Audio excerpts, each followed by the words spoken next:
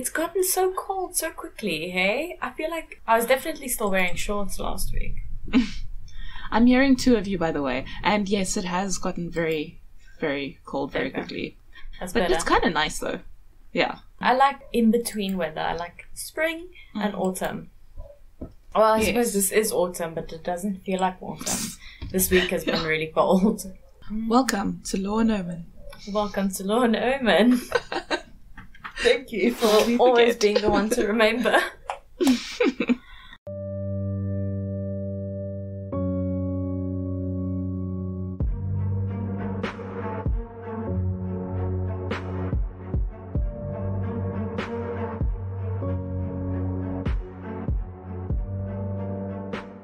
How was dance class? Chaotic. Because now we've got 6 weeks until the show, and we haven't finished learning the dance yet. So we didn't even do warm-ups and stuff. We went straight into the part that we're doing with the fan, like the fan veil thing. And so I have to lead this circle thing we're doing, but now we did formations and stuff. So now I'm on this side, like right on the right, and I must get to the front. So I was like going around everyone, like running with my fan, like trying to get in front so I could like get the circle going. But in the beginning, I had no idea what we were doing, and I didn't know the timing. Like, I asked the teacher what's the actual timing. She's like, I don't know, it's to the music. I'm like, well, that's great. Thank you. Thank you. So then I went too fast, and I'm walking in, and everyone's supposed to follow me in a line. But as they're following me, I'm going faster, and they're going faster, and we get to the end, and they're like, why'd you go so fast? I was like, she's chasing me! Stupid, but I was like, I'm being chased, and I know you're supposed to follow me. It gave me such anxiety. The true crime podcast in UK Lounge. It's like, yes, you're supposed to lead them. They're supposed to follow you. It was fun. That's a very funny. fun. At least everyone got a laugh out of it. So. Oh, I'm glad. Oh, that sounds like fun, though. I guess I should start. Usually I try and name the episodes or the cases that I cover. I try and name the victim instead of the perpetrator. But today's person has multiple victims. So obviously I'll go through the victims. But I've basically just decided to name it the case of Wilhelm Schaefer, because that's the case that brought, I wouldn't even call it justice, because you'll see, but this is basically the case that brought the police to the murderer. Okay. So it's the last victim, if I can put it like that. Okay.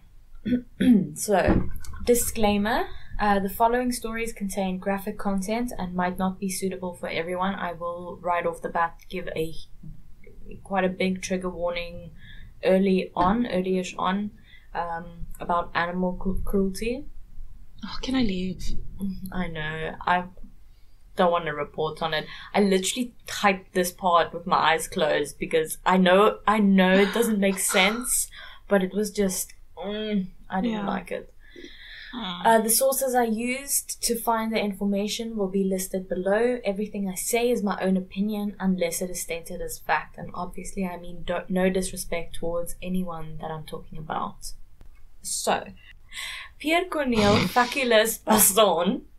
Did you just say Faculys?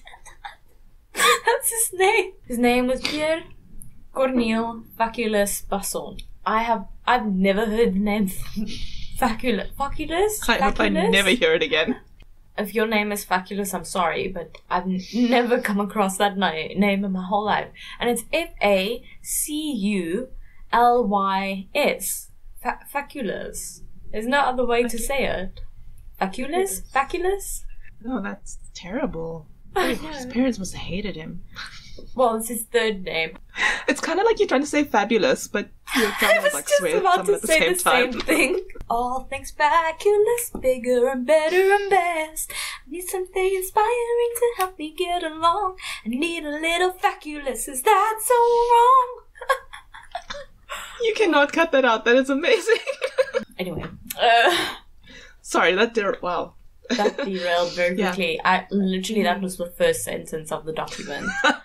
Oh Lord, and you've got 6 pages, right?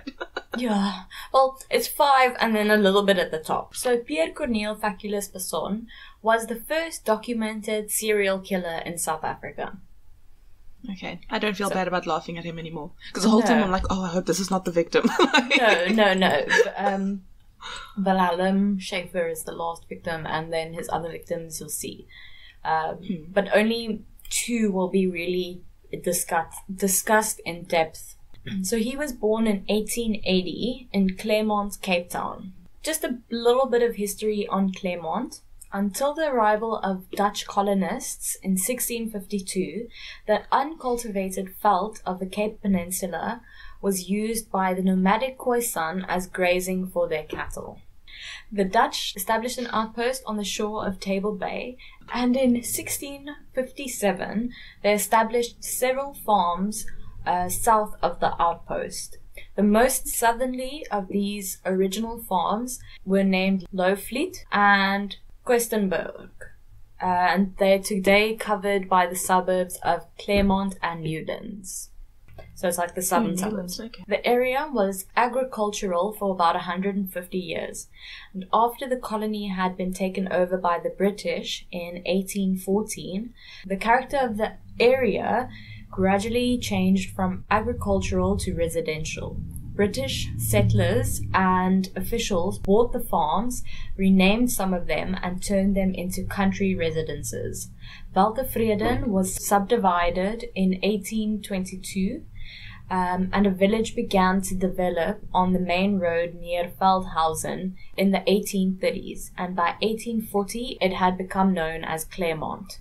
So, wow, I didn't know that about Claremont. You forget, like, that South Africa's got such an old history. Like, I don't know why, but my brain just doesn't think in terms of that. Yeah. It's like when we, like, talk about the castle in, like, 1666, it's like, what the heck? Yeah. It's so long ago. And then if you think that, you know, that's just documented. Before that, it was even, like they said, the Khoisan already used that land for grazing. Yes. So it had already been probably used for hundreds of years before that. So Pierre would grow up in a seemingly quote-unquote normal household. Both his parents were married, although I don't know how divorce works in that time, but also I didn't read anything suspicious or there was no undertone of malice or anything in the family. His parents raised him and his younger siblings. He had 2 brothers and a sister.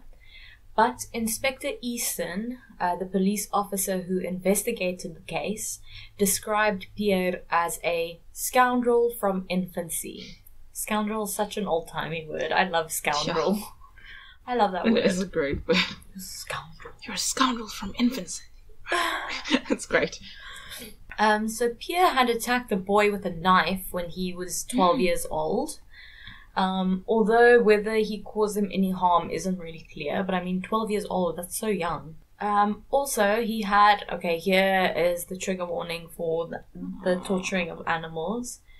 He also had a horrible enjoyment of torturing animals. So this is really horrible. But he liked to catch birds and torture them to death. And he liked to cut off cats' feet and watch them wither in pain. No. I know. Until they died. How do you find that's like that? You get enjoyment from that. I mean, how do you think I accidentally step on my cat's foot and I like want to cry, you know? By his teens, he had gotten the reputation of being a petty theft amongst like the neighborhood or in the neighborhood. A petty theft. A petty thief. It even says thief. It doesn't even say theft. I don't know. So he got the reputation of being a petty thief, which would lead to tension in his home because obviously I'm sure his parents would prefer that he not be a petty thief. I mean, I would prefer he wasn't torturing animals and rather be a thief, but okay. True. But I don't know if they knew about all the torturing going on, you know. Yeah. Like, I'm sure kids those days were just left to play until they must work. I don't know.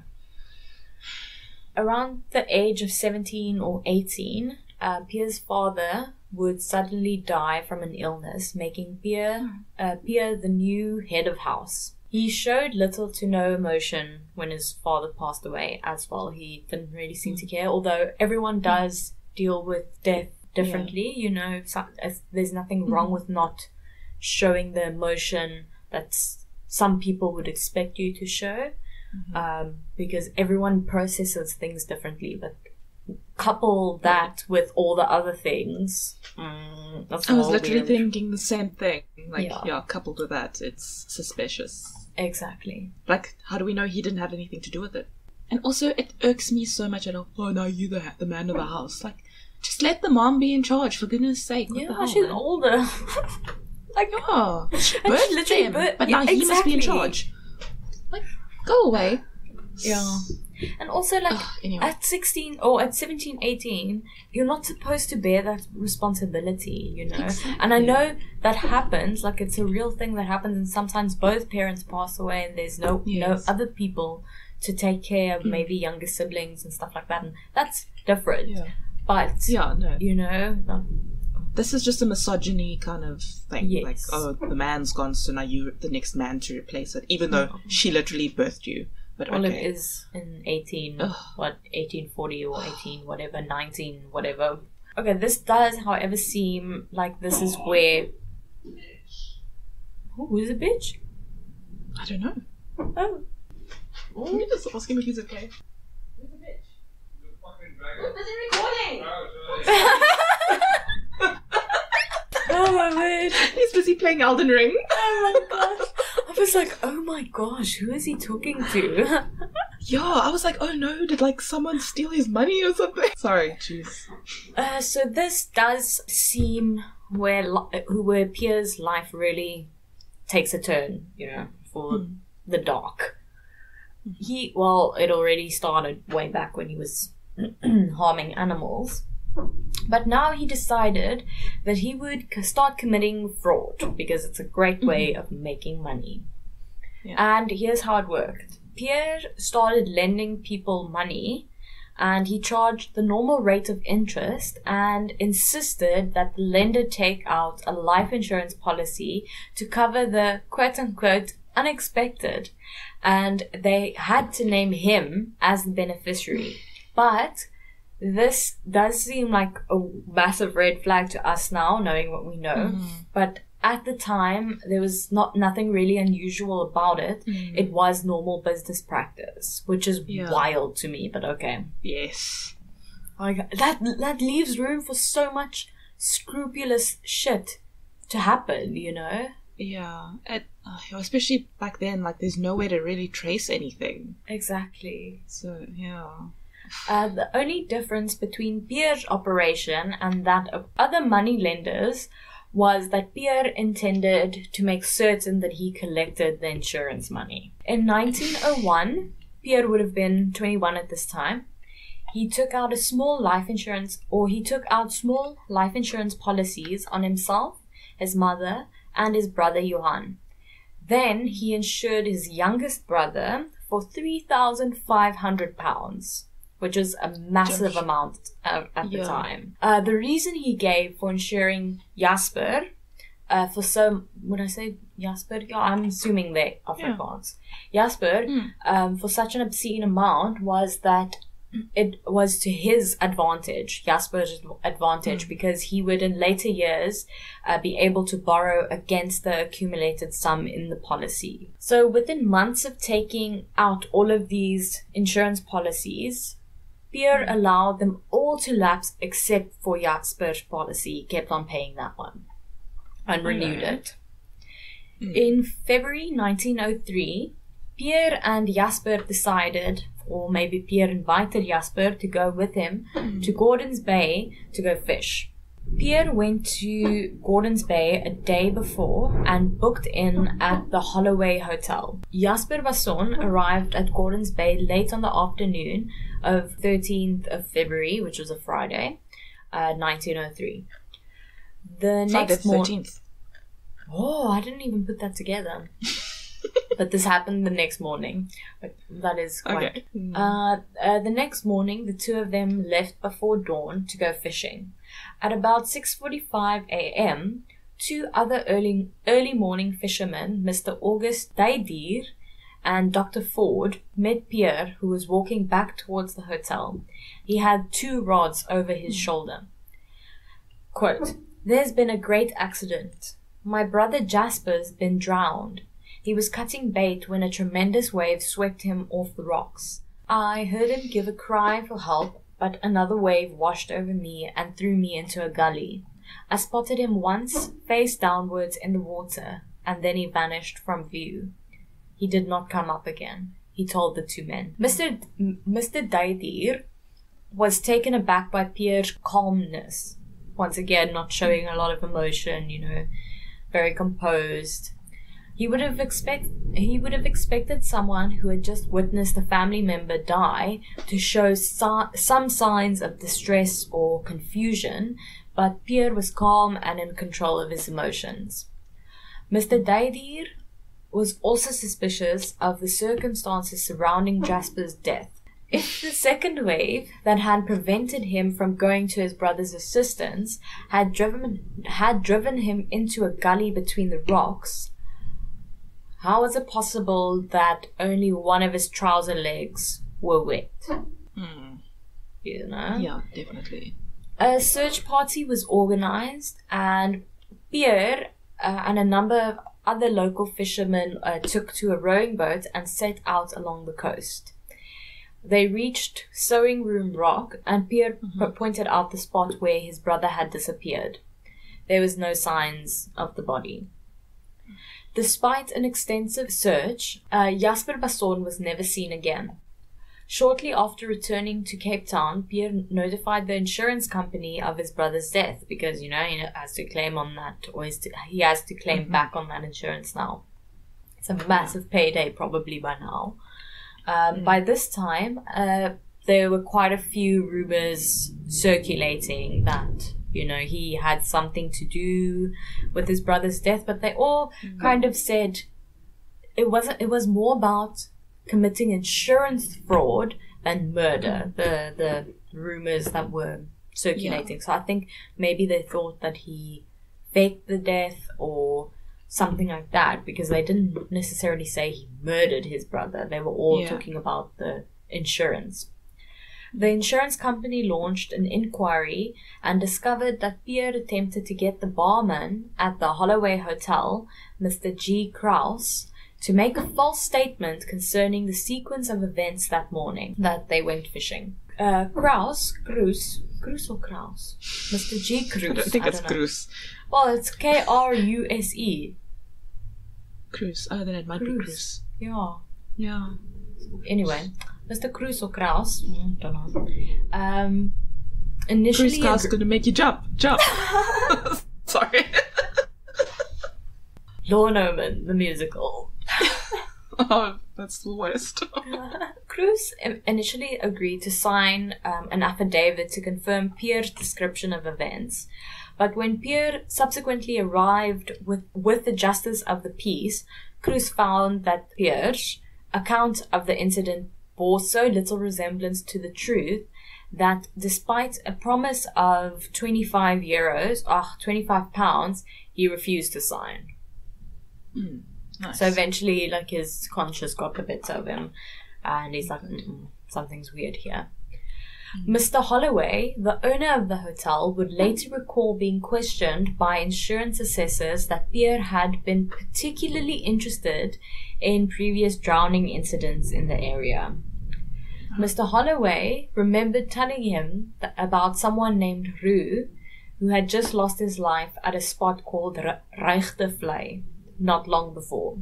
He also mentioned a particularly notorious spot called Sewing Room Rock, where there was a vicious undercurrent and victims vanished without a trace. Pierre asked if the men had been washed off the rock and why none of the victims had been found. But these were apparently innocuous questions, or innocuous enough, because obviously he didn't think it was weird until later when he was questioned about it. The insurance company refused to pay out because of the unsatisfactory evidence of Jasper's death. Quote, by violent, accidental, external, and visible means. So they basically thought something fishy is here. In other words, it was indirectly accusing the family of fraud, not murder. Like I said, very strange, but yeah. At Pierre's insistence, his mother took the insurance company to court, where she ultimately won. With the payout, the Bessons bought a house called the Arms in Heatherton Road, Claremont, Cape Town. I don't think it's still a place. I don't know, but I don't think so. After Pierre's first successful insurance fraud or murder scheme, I don't know what you want to call it, he decided that it was a great idea to do it again because it had obviously worked. One man who had taken out a life insurance policy worth £375 with Pierre, of course Pierre was the beneficiary, was found dead on Woodstock Beach in Cape Town. There were indicators that he had been throttled to death. Another of Pierre's clients drowned while the two of them were out sailing together. A German couple by the name of Smith, who were acquaintances of Pierre, were also shot and robbed, and there was evidence that linked them to Pierre. He is also believed to have been responsible for the death of a man named Adolf Beck, whose body was found floating in the Black River. So many already. Yeah, jeez, he's been busy. And he's just collecting money on all of these people's life insurances as well. So he's getting rich doing this, which is the worst. Between 1902 and 1905, Pierre devised a number of other schemes that would trick people out of their money. Towards the end of 1905, he met a 54-year-old German farmer named Wilhelm Schaefer. Wilhelm owned a farm called Highlands, situated about 25 kilometers from Claremont. Wilhelm shared his farm with his brother Gottlieb. Very German. Very. Pierre learned that Schaefer was looking to sell Highlands. It was in the market and word made it to Pierre.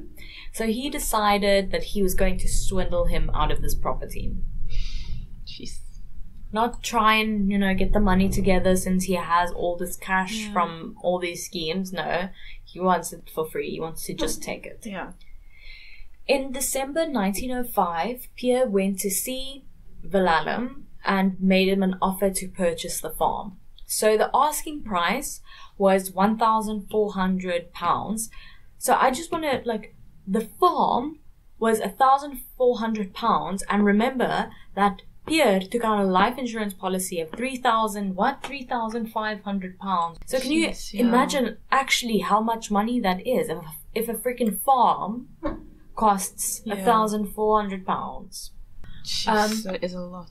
Yeah. But after some hard bargaining, the two men eventually agreed on a price of £1,020. That's such a random number, but okay. Yeah. Schaefer explained, or Wilhelm explained, that once he received full payment for the farm, legal transfer of ownership would take place. So he wanted the full amount for the farm, and then he'll transfer ownership. And so the two men visited Wilhelm's Cape Town attorney, Herman Hirschberg, to finalize the paperwork and stuff like that. So this is where Wilhelm would make a really important inclusion into the contract. The transfer of property could not happen in Wilhelm's absence. So luckily he made that provision because a few days after the initial meeting with the attorney, Pierre phoned Herman, the attorney, to get him to transfer the farm to his name. But thankfully he refused. I can't believe he thought it was going to be that easy. Thankfully it wasn't. Yeah. But this wouldn't stop Pierre from coming up with another way to outwit the men. Pierre went to Herman's office for a third time the next week. This time, he said he had paid Wilhelm for the farm and asked the attorney once again to transfer the property into his name. obviously he refused again, since Pierre didn't have a receipt or proof of payment or anything like that. So he's like, well, no, the answer is still no, fuck off. So Pierre agreed to prepare all the necessary documents for signature, and Herman provided Pierre with draft documents for the intended sale, which he could present to the Board of Executors to substantiate his application for a loan of £500. I'm not sure why he needed the loan. Maybe he kind of said, oh, I don't know why he needed the loan, because if he's saying he's already paid for the farm, why would he need a loan? But anyway, not the last time his story isn't gonna check out well.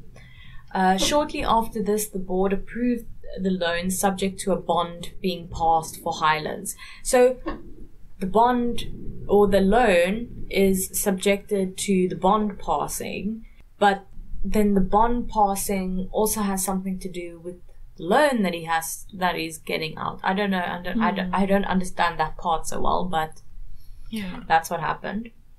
Early in 1906, Pierre arrived at Herman's office with a receipt for the outstanding £1,020, which was actually a counterfeit. Herman, but obviously he didn't know that, so Herman said, that's great, but as a formality, he would have to contact Wilhelm before the final transfer could be made. And then Pierre said, no, don't bother with that, because Wilhelm, he already moved to Kimberley. You won't be able to contact him. So just take my word. Just do this. Herman stood his ground, thank goodness, and he refused to transfer the ownership of the farm. And then Pierre took out a check for £850 from his pocket. This man is just flush with cash. Like, just why can't you just buy the farm? £850 isn't that much more, or that much less than 1,020. Yes. You can just save up a little bit longer. I'm sure you have the money. Anyway, he claimed the money had been given to him by his mother towards payment for the property. But this made Herman very suspicious, because he basically said, he just said that he had already paid. He just showed him this receipt. So he basically said that he was very unhappy with this entire situation, and he wasn't going to go through with the transaction until he spoke to Wilhelm. And then that's when Pierre stormed out. So because he realized that his scheme was backfiring, he decided that his only other option was to murder Wilhelm, hide his body, and forge his signature on the relevant documents. Not to buy the property legally, but that's not an option apparently. Yeah. This is the only other option, but okay. So as soon as he got home, he sent his gardener, Martin Cherrick, to fetch a labourer named Pieter Christian from a brickyard close by. Pierre then instructed Christian to start digging a large pit in the chicken run in the backyard. When queried by his mom, Pierre gave the explanation that the pit was going to be used for pipes which would improve the drainage system. He said that because he didn't get permission for the system from the local council, the work had to be conducted in secret. A week later, the pit was complete. He then obtained 2 bags of lime, which he stored inside the hen coop. The next plan of action for Pierre was to acquire chloroform. He used a fake name or false name to obtain this from a pharmacist in Long Street. It would later emerge that Pierre had obtained cyanide from the same source on 2 previous occasions. When everything was ready, according to Pierre, he invited Wilhelm to Claremont. On the 22nd of January 1906, Wilhelm Schaefer made his way to Pierre's residence via a horse-drawn carriage. En route, he stopped at Herbert Hawkins' blacksmith shop in Lansdowne Road and asked Hawkins to shoe his horses and make some minor repairs to his carriage. Quote, oh, I thought you meant shoe, like shoo them away. Then I was like, oh wait, no, they need horseshoes. Shoo, go away. Quote, I'll be back in 1 or 2 hours, he said, after I've collected the money for my farm from Pierre Basson. Unquote. He made the rest of his way to Pierre's house, the Orams, by foot. When he arrived at the Orams, he was met by Pierre and a friend of Pierre named Tobias Lowe. The three men went into Pierre's room together, and Wilhelm was never seen alive again. So the possible scenario that could have happened is that Wilhelm was drugged at first, either by drinking something, or maybe they used the chloroform to, on a handkerchief. Then he was overpowered and murdered by Pierre, possibly with the help of his friend, Tobias. After that, his body must have been kept hidden inside the house until it became dark, so just in his room most likely. Then, when everyone else had gone to bed and gone to sleep, the two men would have stripped their victim before carrying out his body into the yard and into the large hen coop. So at that very moment, a local charwoman, so a charwoman is a woman employed to clean houses or offices. I didn't know that. Didn't you? No. Oh, I've heard my mum use that term before. Named Catherine Caroline Josephine Mochella. That's quite a nice name. Was passing by the yard just as the two men set to work. She heard suspicious noises, spotted the dim light that the two men were using, and thinking that someone was in the act of stealing Pierre's birds, she cautiously crept forward to investigate. Through a gap in the wall, she saw what looked like the body of a white man being tumbled into a large hole in the ground. Quote, "Give me the lime," she heard Pierre hiss. Alarmed by what she saw, Catherine silently crept away from the house, and she didn't contact the police because she was afraid that she would be put into prison, quote unquote, for nothing.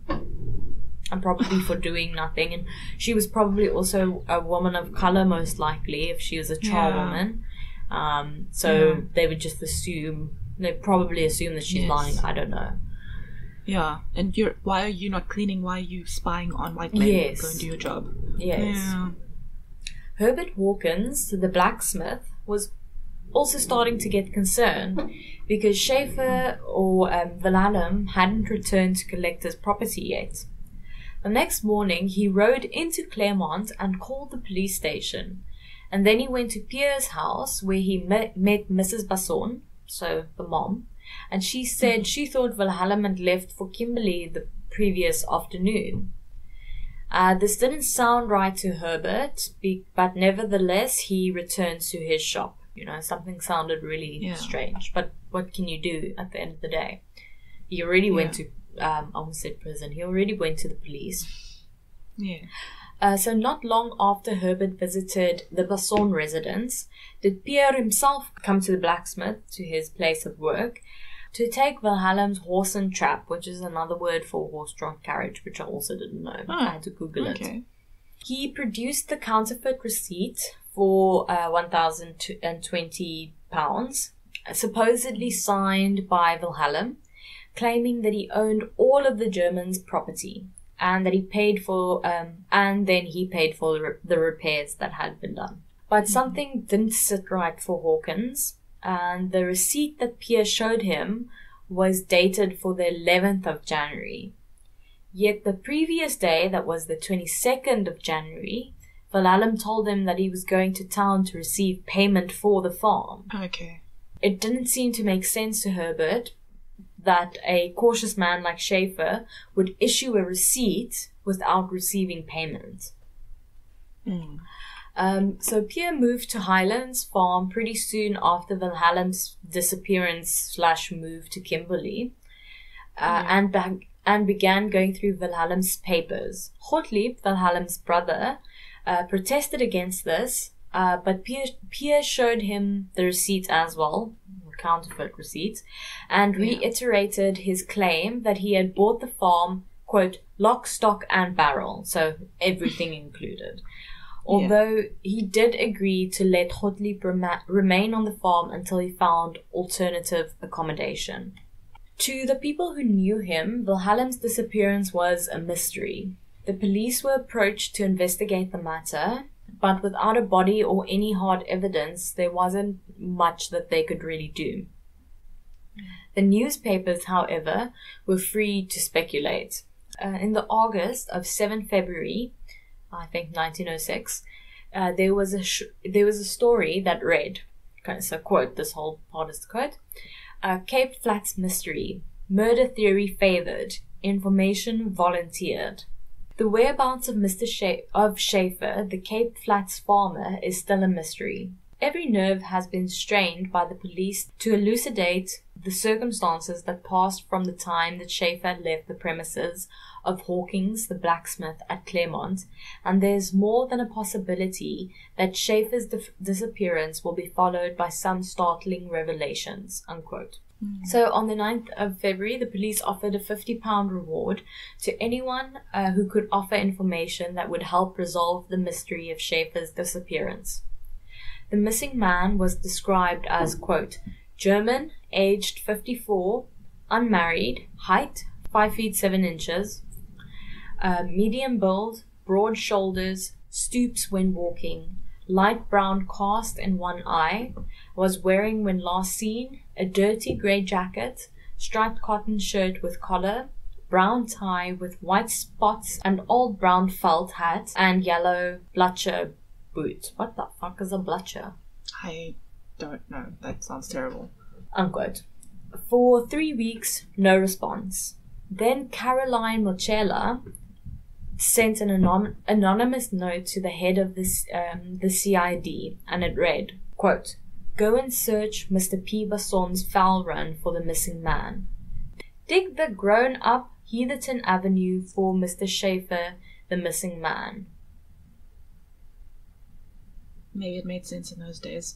Maybe. Unquote. She waited for a response in the newspapers, but nothing happened. In desperation, she wrote a second letter. Quote, Sir, this is the whole story of the missing man, Mr. Schaefer. The first notice I sent was for the police to know that the missing man is on the property of Mr. P. Basson. In his fowl hock under the floor there is a lot of sand on the top. Not the hock, but where they sleep in. So not the cage, but where they sleep in. So I think he... What? Anyway, I'm sure that makes sense. I don't know. Yeah. But that's what it says. It's literally a quote. Anyway. On the 10th of February, an interview with Pierre appeared in the August, and he denied any knowledge of Wilhelm's disappearance, of course. He had agreed to the interview, quote, because of the stories that were circulating and the garbled and unfair stuff published in some papers, unquote. On that same day, the police received Caroline Mochela's second note, and in response, Inspector Easton, who I mentioned earlier in the beginning, Head Constable Walker, Detective Sergeant Bree, and 2 other detectives immediately went to the Arms, where they started digging up the hen coop. Pierre, who had hidden in his bedroom, emerged after about 10 minutes. He was confronted by his big brother, Johan, who said, They're digging up the fowl house, Pierre. Fowl house sounds so wrong. It sounds like a dirty house or something. Yeah. A house where they swear in a lot or something. He claimed there was a wild look of despair in his brother's face. Quote, It was low, quote, Pierre said. And then continuing with the quote, The police will find the body if they dig deep enough. I'll be arrested. They'll arrest me. The detectives will find Schaefer's body, and they will bring Lowe and me into it. We did it together. Unquote. He then went back into his room. Shortly thereafter, his mother went to him, and he kissed her. Quote, I'm going to get dressed for the police, he said. Quote, I have done no wrong. It was Lowe's show. So obviously they're called Tobias Toby. It was Toby's show. However, only a few moments after she left, a shot rang out. So, trigger warning for anyone for suicide. He completed suicide with a gunshot to the head. In the sporting edition of the August, I don't know why in the sporting edition specifically, that same night under the heading, quote, Flats mystery solved, unquote. An article described events after the police had begun to dig up the hen coop at Basson's house at about 2:45 p.m. Quote, a strong smell gave the indication that developments were at hand, unquote. They would eventually uncover Wilhelm's body. It was, quote, immersed in quicklime in an advanced stage of decomposition, but it was easily recognizable, unquote. Pierre Basson could obviously never be brought to trial for his crimes, but his accomplice, Tobias Lowe, was subsequently tried for murder, but he was acquitted due to insufficient evidence. On the 1st of March, Mrs. Basson was also arrested and remanded in Rouland Street Jail for a week, and then she was released. So this is directly from, I got most of my information from Murderpedia, and then also True Crime with Bongi, but also a couple of other articles, but this is directly from Murderpedia. Quote, the closing chapter of this grisly saga was played out some months later. After Pierre's death, the family was destitute, and the Orams and its contents were sold by public auction.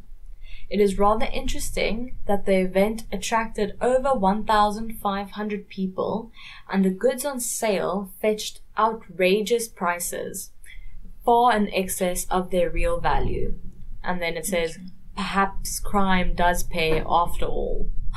Just not the person that he wanted to get paid, though. Yeah.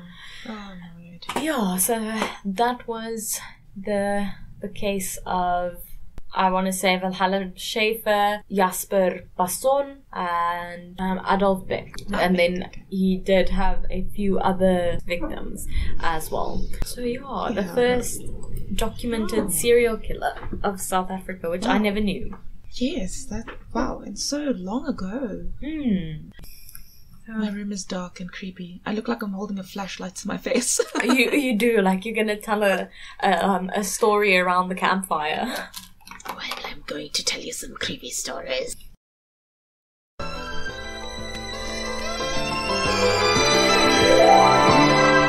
I can't hear you. I said, regale me with your spooky stories. Let me actually open it. It's closed. That might help. So yeah, with earlier Bass playing Elden Ring, and he's like, that bitch. So I went and I was like, what were you doing? Like, we're trying to record and you're making us worried. And I'm like, who? Like, he's not just someone in the game. I'm like, oh, so you're not talking about me? And then he's like, that bitch. I'm like, yeah, her. He's like, stupid dragon. And I'm like, it's me behind my back. He's like, silly dragon. Like, what is happening? So silly dragon is you? Yeah. Or stupid dragon if he's mad, I guess. Oh my word. All he does nowadays when he has a moment free is he plays that game. But then he gets so angry because it's like, I mean, we've watched so many videos of people just like raging while they're playing it because it's so incredibly difficult. But I'm like, why are you playing? It's so frustrating. The other day I was watching TikToks and I couldn't stop. To Chanelle, I was like, I need to do research, but I can't stop watching. I was lying on the couch watching them, and then I'm like, okay, I have to go do work. And I got up and I came to my room, and I logged into TikTok on the computer, and I started watching TikToks on the computer. So yeah, that happened. So Law and Omen now has a TikTok that we haven't posted on yet. But it's so that our algorithms don't get messed up. My precious algorithm that shows me the most random weird stuff. But so I found on Haunted TikTok an account called Letty Loves You. And I found there's not that many. It's probably going to be short. But literally my sources, it's just TikToks from her. Like, it's literally just hers. Because she's got these short TikToks, but it's the theme is creepy things that kids say, which I thought was just such an interesting thing. Yeah, I love. So I'm just gonna read them. Yeah. So I mean, these are all gonna be quoted. I mean, I don't know who she's quoting them from. Maybe it's off Reddit, I don't know. Mm-hmm. But I'm getting it from her channel. So, do you call it a channel? Page? Yeah, TikTok, account, what do you call page. it? Account? Account, I don't know. Yeah. TikTok account. Yeah. I think page or account's fine. So her name is Letty Loves You, and she does have a lot of videos. And it's nice and short, so that's why there's such a long list. But yeah, so we'll start. My 4-year-old niece once asked me, "Do you know why babies can't talk?" I answered, "Because they haven't learnt yet." And she said no, because they still know too much. Which was like, yeah, kind of true, I guess. My son was about 6 years old, and his step-grandma had died. After that, he would not sleep in his room or go in there alone. I had asked him why he wouldn't sleep in his room anymore. He said, because Grandma Deb was in there. Oh. So that door remains shut to this day. Which is weird, because, like, was she a terrible grandma? Yeah. Like, so you, like, lost your child's room because of a ghost that's supposed to be a family member? Like, yeah. Get a priest or something. But that's, like, that weirded me out. Oh, okay. When I was 4 or 5, I would regularly say things like, "Grandma's calling," before the phone would ring. Oh. And then the phone would ring moments later, and it would be my grandma. So stuff like that. But the one that really threw my mom for a loop was when I woke up in the morning asking if my cousin would lose her arm. My mom didn't think much of it until my aunt called later that morning to say that my cousin fell off a bike and broke her arm. Oh, and my mom just stared at me. I wish I had this kind of power. Yeah. My 6-year-old had a princess bed with curtains around it. She used to get really hot in bed, so I suggested not drawing the curtains around her. And she replied, "No, I have to have the curtains drawn, then I can't see the old lady standing next to my bed. I don't like her watching me." I know, just set the whole house on fire at that point. I was standing in the kitchen doing dishes one day, and my baby sister, who was around 3 at the time, just walks in, looks at our dog for a minute and says, "I know, Bob, but killing people is wrong." Oh, no. What type of dog is Bob? He's angry because they're Who names the dog named Bob? him Bob. Yeah. I'd also be mad. Ooh, my little cousin drew a picture of a black monster, looked up at me and said, "He told me to draw this. He's coming for you. You better hide." Oh no. No. Oh my word. I love this one. Sorry. I was like, what's behind me? So I have a young cousin. Like, she was a laat lammetjie.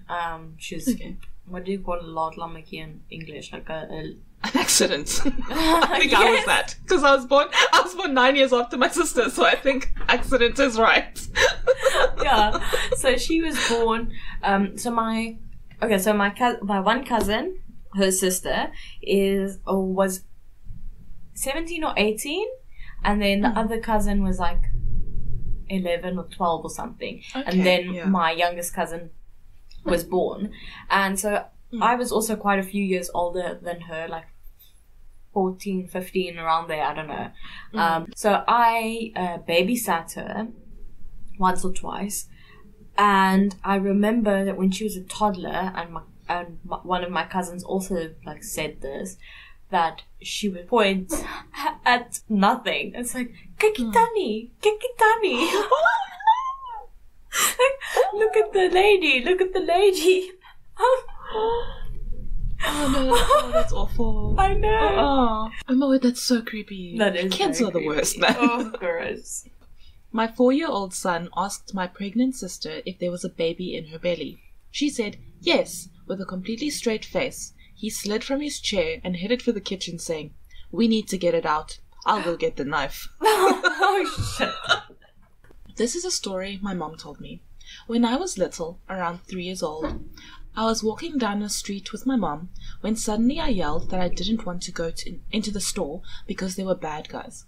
So my mom ended up not going. She said that later on, the news said that there was a robbery in that same store right around the time we passed there. Oh my word. That's really cool. That is cool. That's it's like, did the kid sort of know because they're so close to that side? Or maybe someone like from that side was like, "Hey, don't go there. There's bad guys." You know, like, because they're so... it must be so interesting to know what they actually know. Yeah, or their intuition is just really strong and nobody's like really taught them to kind of double guess it or, rethink it. I don't know. I've never heard of double guess. Second guess? Second guess. Thank you. Double guess. When my husband was deployed, my 2-year-old slept in my bed with me. Well, one night he pointed and whispered that there was a monster there. I said, "It's okay. Whenever you feel scared, just say a little prayer." So I started to say one, and then he put his hand on my mouth to stop me and whispered, "Shh, he doesn't like that." Oh. Well, that's when you burn the house down. Yeah, what do you do in that circumstance? Like, I would throw my child away as well. Not really. This is a joke, obviously. No, but yes, obviously. I really don't know what I would do with myself because I'm already a scared person. It doesn't take much to scare me. So in those circumstances, you kind of need to be the brave one, and I already know I'm not that brave. So what the hell do you do? Yeah. Oh, no. This one's even worse. Me, go back to sleep. There isn't anything under your bed. My son, he's behind you now. No. I hate it. You can't even turn around and run away because then you run right into it. Yeah. You have to run forward out the window. Yeah. Kayabanga, bitch. Years ago, my baby brother passed away, and 9 months later, I had a little sister born prematurely. When she was about 4, one day she told my mom, "I'm glad to be with you guys again. God took me away because I was very sick, but that made you really sad, so he told me I could come back." Which is so sweet. I love reincarnation stories like that. That's so cute. Yeah, so sweet. 2 years ago, I was looking through my elementary school yearbook with my 5-year-old cousin. When we were at a page with a 2nd grade class, she pointed to a boy's photo and said, "That looks just like Nicholas." When I asked who Nicholas was, she just said, "The boy in my closet," and just went on looking through the pictures. Oh, so laissez-faire about it. Yeah. Like, why is there a little boy in your closet, bro? I did have an imaginary friend. I think I did tell you the story before.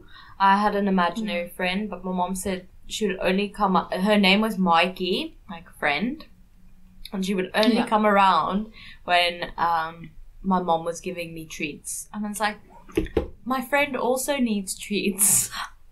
Like sweets or chips or whatever. That is the Taurus in you. That is all that is. I know. So I was looking after Jack, a 5-year-old, who said a man named Jacob, who dressed like a lumberjack, was sitting next to me on the couch. He must have seen the shock in my face and said, "Don't worry, he doesn't have any arms." Oh, because that makes it better. That makes me feel much more comfortable sitting next to him. Thanks. Okay, my friend was 2.5 at the time. She was sitting at the table doing some colouring, and her mom asked her repeatedly to stop and get ready for the day. She initially wasn't responding, and then after her mom asked her a 3rd time, she put down her pen, stared at her mom blankly in the face, and said, "Some little girls kill their mothers." I don't even know what to say to that. Okay. Oh, this one's also creepy. I once walked into my band director's office to find his 6-year-old slowly spinning around in a rolling chair while creepily singing Up on the Housetop. I don't know what that song is. When I asked him what he was doing, he smiled and said, "Just singing to my master."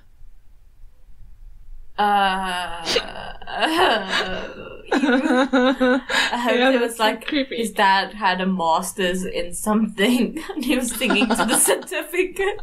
Yeah, hopefully in like demonology or something, so he can deal with that problem. I was once babysitting a little boy, and out of nowhere he started counting down from 5. When he reached 1, he looked me right in the eye and said, "She's here."